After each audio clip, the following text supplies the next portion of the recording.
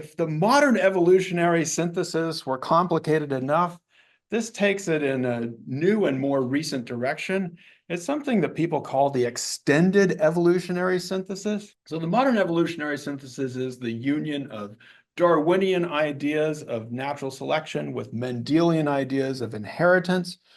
We talked about how that happened after both of them had died, and there's this work that was done in the 1940s and 1950s, and it's mostly what we learn in school as the modern synthesis is mostly what we are taught in evolution.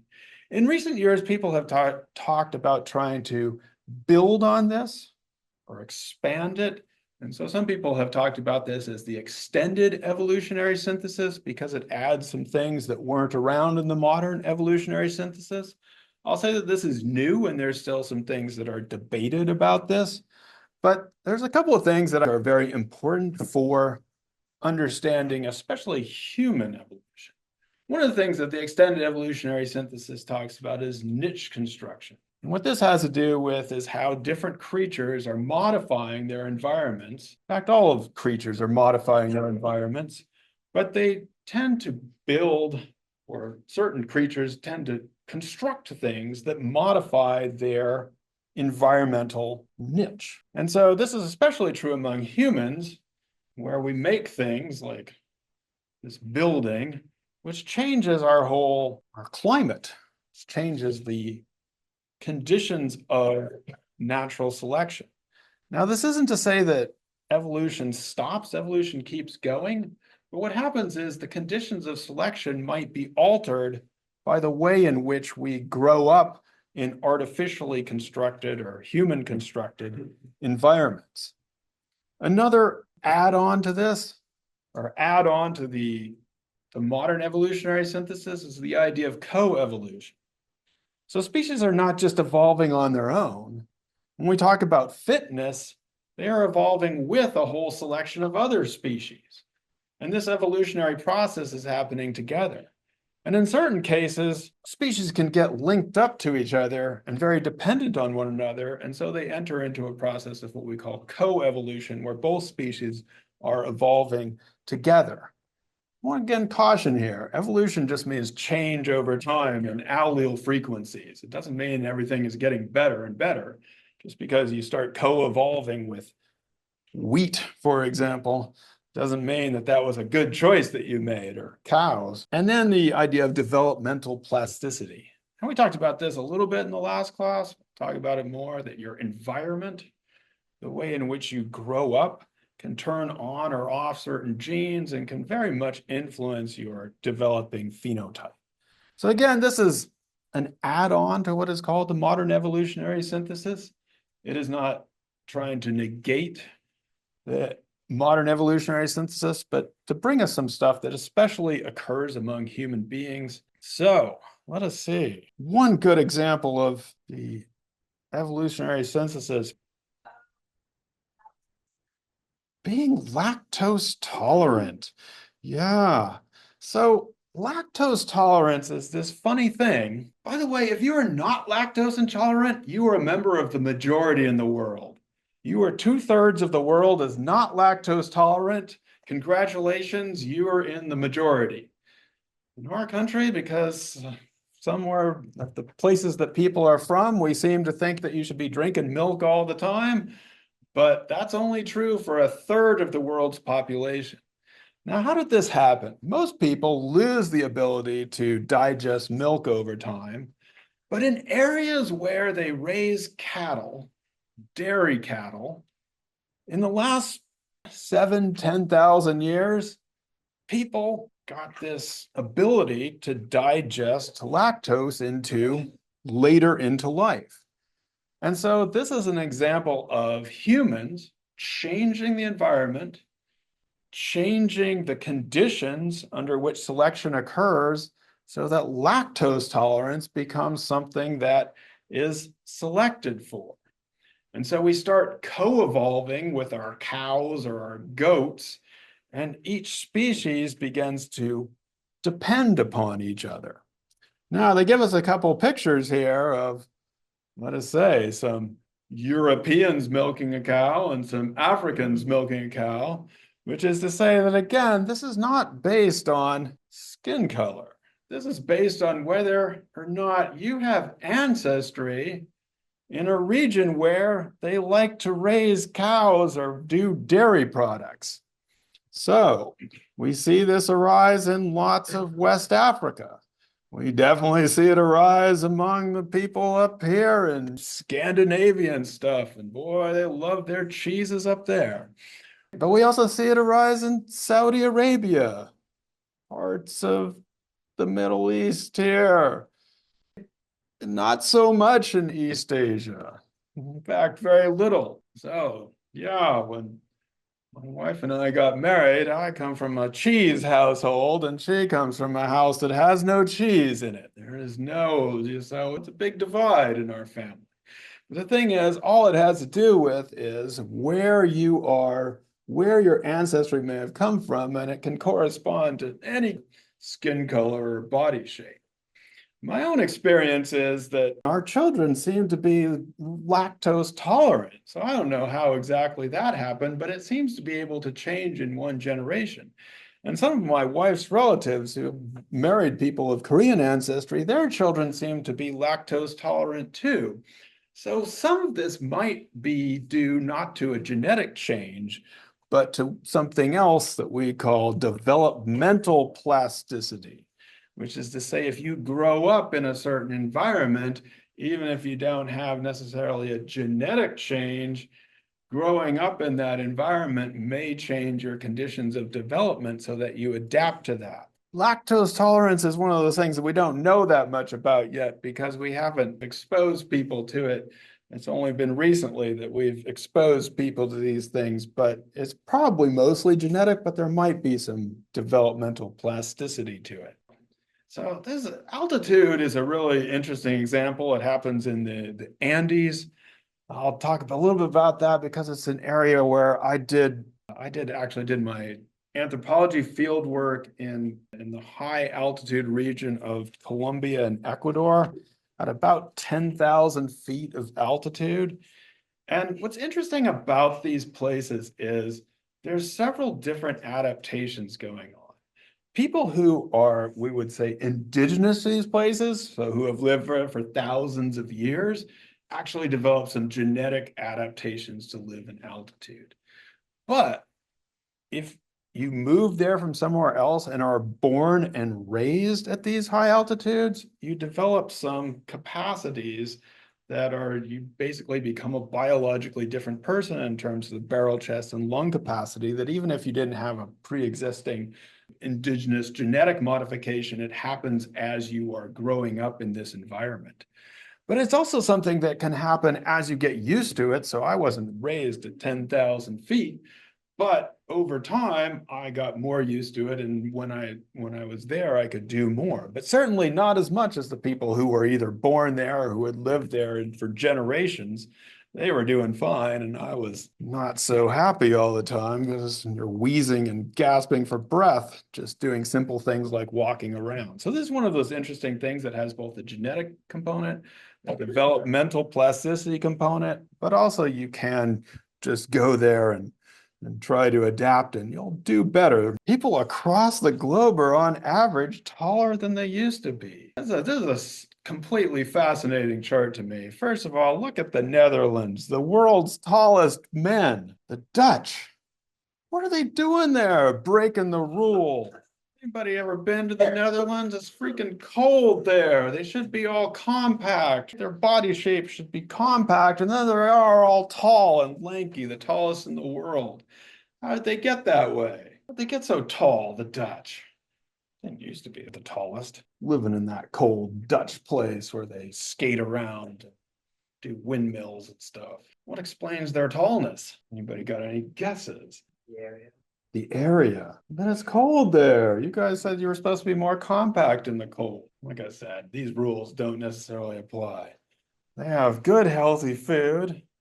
They have great health care, relatively well off, and they spread it around. They have good nutrition, good economic development, and good health care, and so they've become the tallest. outran us. I also want you to look at this, the shortest women who were in Guatemala in 1914, and as compared to the biggest height gain in South Korea. Now, if you look back 100 years ago to 1914, you'll see that these two groups were basically the same at 55.2 inches and 56 inches. It's super short.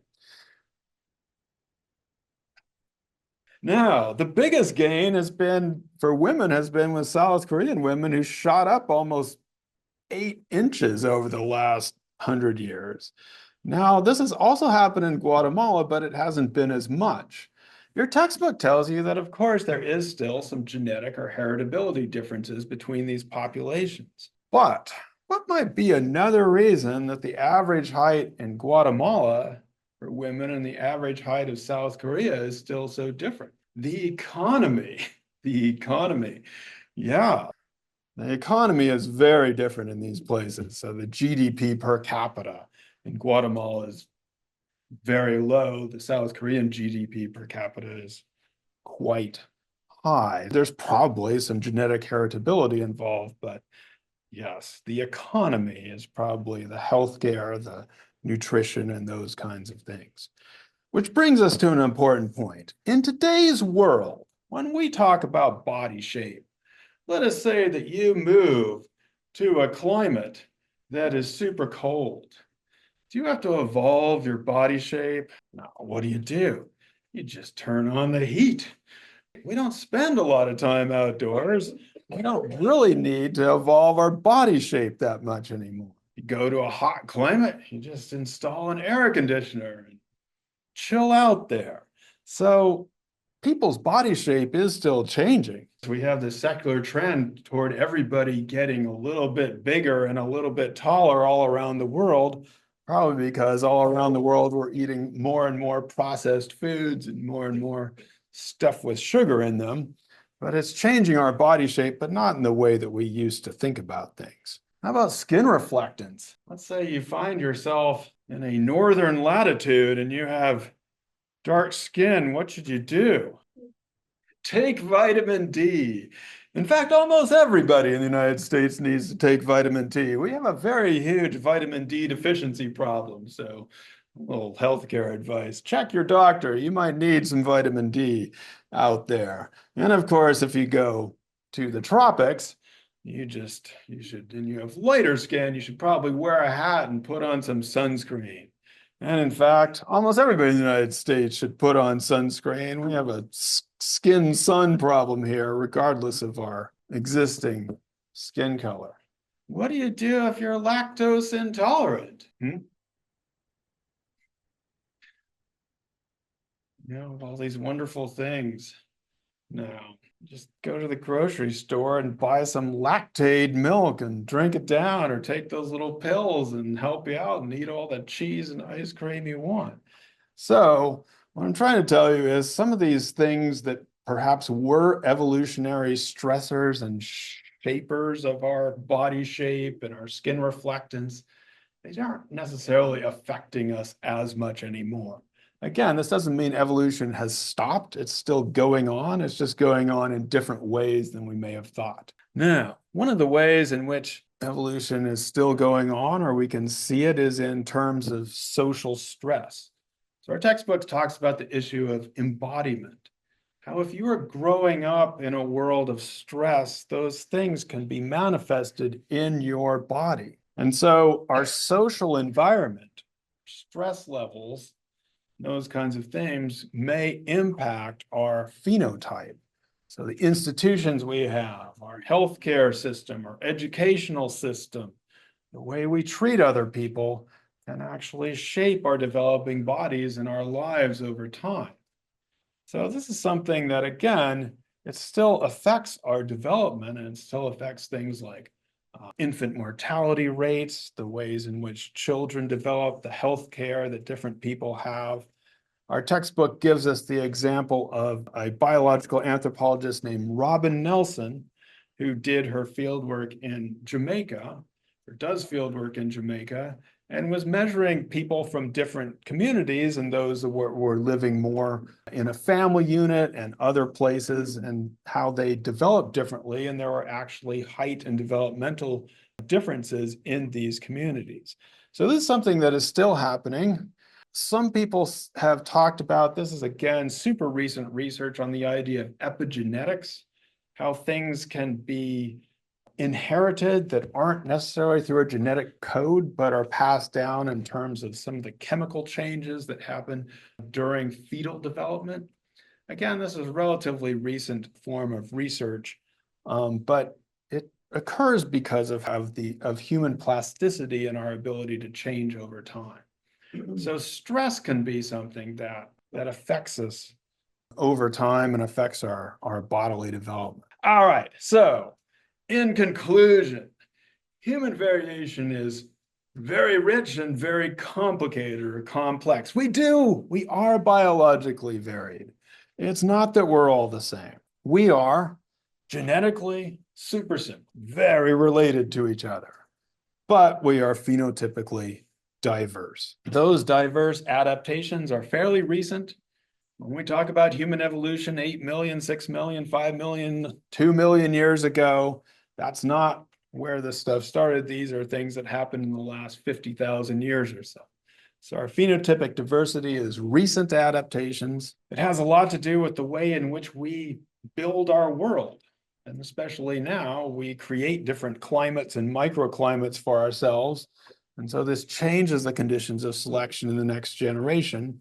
And it's also related to the way in which we are very plastic. We develop differently in different environments. So what I want to stress here is that all of these human variations are much more complicated than notions that people come in 3 racial groups or 5 racial groups or 7 racial groups. We could group people up in different ways. And we could try and arrange them by traits, but none of these traits map neatly onto each other. Lactose tolerance and skin color, malaria resistance and body shape. Everybody is varied in all kinds of different ways, and they don't fall. There is more variation within any given category than there is between them.